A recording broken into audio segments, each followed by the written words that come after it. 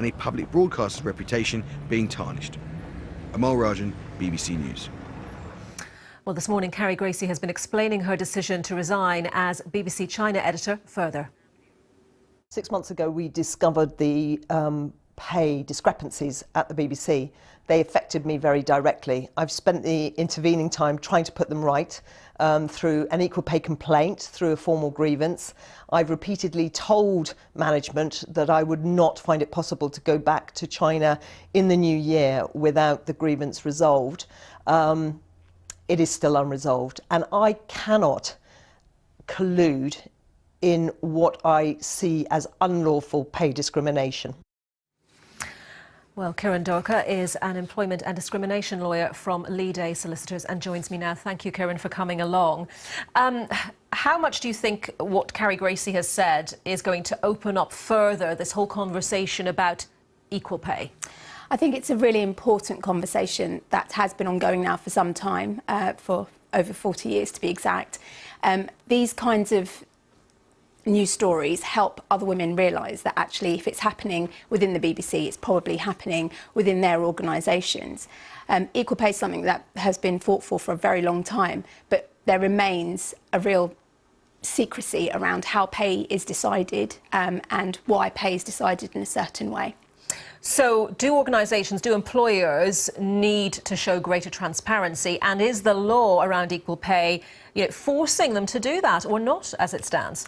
There certainly does need to be better pay transparency amongst every organisation within all industries across the country. As to whether the law is doing its job, the law is doing its job, but unfortunately the burden rests on an individual woman, for example, to have to bring her employer to the employment tribunal.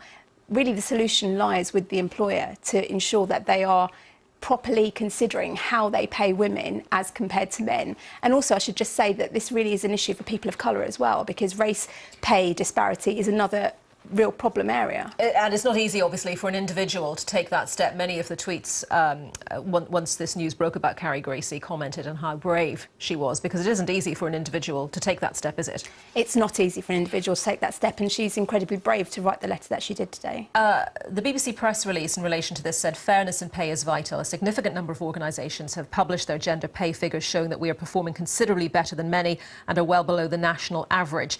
But there's a difference between fair pay and equal pay, isn't there? And Carrie Gracie is talking about equal pay, and perhaps you could just spell out for our audience what the difference is.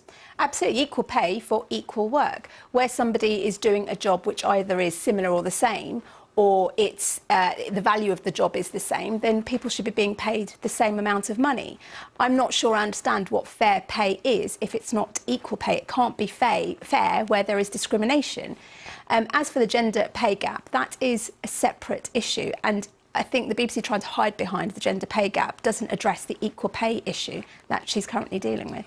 That issue of equality and how that's defined in law, and equivalency of roles, and whether one role is deserving of the same level of pay as another role. Is that a difficult area to interpret for employers, do you think? Do you think the law needs to give more guidance on that? I don't think it is a difficult area. I think it's very easy for employers to hide behind the fact that it's difficult. They've known for a very long time how to do a job evaluation study, how to